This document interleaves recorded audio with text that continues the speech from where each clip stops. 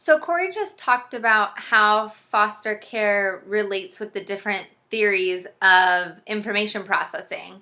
So now we're going to transition into foster students in education. So there was a report run by a nonprofit research agency called West Ed, and it found a lot of really good information, but the four key points that I wanted to point out about foster youth were these 4 points. So the first one is that California's foster youth have the lowest math scores of any group. This includes other groups with disabilities and English language learners. They also had results in English comparable to those with disabilities and English language learners. Now, I do want to point out that there are an increase in the amount of students with disabilities and English language learners in the foster care system, but there's also students that aren't. So taking into consideration that there's all these groups within one subgroup, it's not quite as devastating as it seems, but still extremely sad that they have the lowest math scores and their English is comparable to those that are still learning. So students in foster care were older for their grade level than other student groups.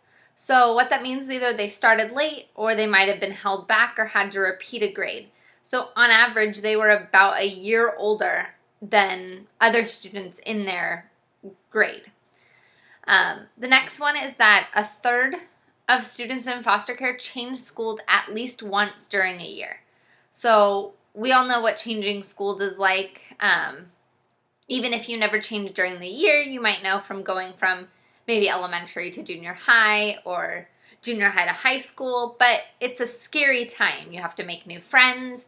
You have to learn about your teachers. You have to just kind of adjust. And going in the middle of the year is extremely difficult. And with 1/3 of these students changing schools at least once, that means that maybe there's kids that are moving multiple times within 1 year. And that's a hard thing to do. And then the last point I wanted to point out is that students in foster care drop out of high school at a significantly higher rate than other at-risk students and were least likely to graduate. So I think that's a really big one. As educators, we really need to focus on trying to do everything we can to help these students succeed because they're the highest of all the at-risk students to drop out. So classroom strategies for foster youth. So these ones are more on a school-wide level, but they can also be seen in the classroom. So the first one is just be sensitive and accommodating to the student's living situation. Again, their living situations may change throughout the year, or they might not be happy with their living situation. You just need to be sensitive and understand where they're coming from. The next one's huge. Maintain consistency and structure. As we heard about in the behavioralist and constructivist, consistency is huge. So we need to make sure that even if consistency isn't something they find at home, when they come to school, we're extremely consistent and they have structure that they can follow. The next one is providing necessary academic support. Again, I mentioned earlier, students in foster care tend to have higher displays of disability and English language. They tend to be English language learners. Therefore, we need to make sure that they're getting the academic support so that we can make sure that their grades don't fall into that lowest math scores, lowest English scores. We need to make sure that they're getting either study help or what other help our school site can offer. The next one is obtain the student's previous school records. So getting these records, again, is not in any way to hinder them, but it's just to identify where their strengths and where their challenges are so that we can figure out what types of supports are going to be most beneficial for the student. The next one is peer monitors. So this is just an easy way to keep kids accountable, and it also will help motivate them. It's a way of having a not teacher or not authority figure to help us get through. And then encourage academic and extracurricular involvement. And again, this is really big.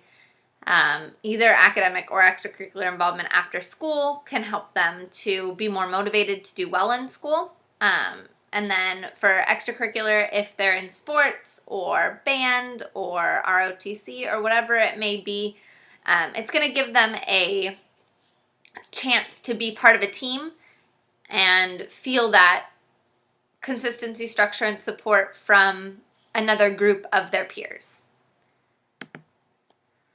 So little ways that educators can help. So these are not big ways, but they're just little things that we can do to help make their day better and give them a better chance of succeeding in our class. So the first one, again, huge, be consistent. Again, these children do not have a lot of consistency at home. So therefore, as teachers, we are to provide that consistency for them. The next one is find ways to give them attention within the boundaries of our daily schedule. So that means that you're walking around and you have a little bit of extra time. Maybe walk over, see how they're doing, double check. Again, don't single them out and make them feel like they're being focused on, but just little things like maybe you're walking around and you're just going to go and tap on a couple students' shoulders. Make sure that they're one of those students, just to make sure that they're getting that attention.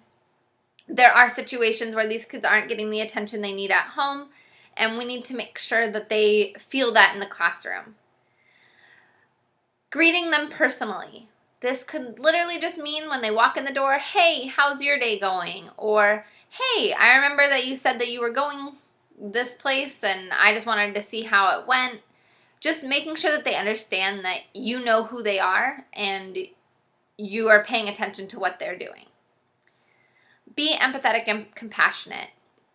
I think this goes with a lot of our students, but especially for foster care students, we need to understand where they're coming from and we need to genuinely care about their well-being and them succeeding. They need to feel that from us. So it's not just like I care about all my students. They don't have that coming in from at home, so we need to provide that for them. And then modify sensitive assignments. And I'm going to go into this a little bit more on the next page. So assignments to avoid. So these are assignments that may be sensitive to foster students. They might not have what it takes to do them, or they might feel uncomfortable about telling people their story. So the first one is bring a baby picture assignment. They may not have a baby picture of themselves. Maybe they've moved homes and that's not something they took with them. So maybe having them bring a picture of someone else's baby picture, or having them just bring a picture of themselves so they can take it now if they need to. Instead of saying baby picture, maybe just a picture of yourself. Next one is family tree assignments. They might not know their family lineage, or they might not want to put it down. Family history assignments. These are all things that might be a little difficult for them if they're not in contact with their parents, or depending on their situation, they might not know. Genetic history is another one. Some of these kids, they might not know their genetic history, and they don't really have anyone to ask that can give them that information. So just kind of avoiding those, maybe doing a different type, maybe a celebrity's family history. They still get the idea of the family tree, but it's not specific to them. Cultural and ethnic heritage assignments. Again, they might not know their cultural or ethnic heritage. So again, you can always supplement in. You can do yours, or you can do a celebrity, or you can do someone else you may know. That way they don't feel the pressure that I have to know this about myself, but they can still learn about those things through someone else. And the last one is life timelines.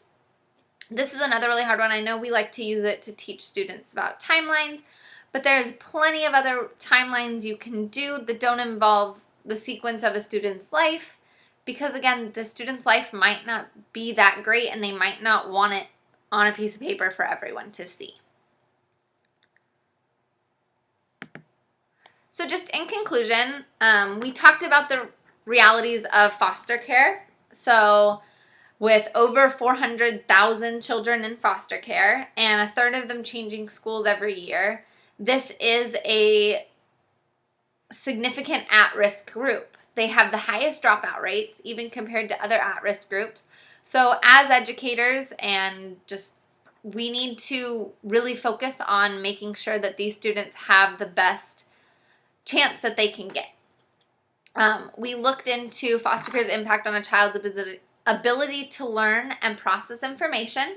So we looked at both the behaviorist theory and the constructivist theory, and we noticed that both of them talk about inconsistency and how the impact of inconsistency and the exposure to situations that might not be suitable for the child's age really do affect their ability to learn and process new information.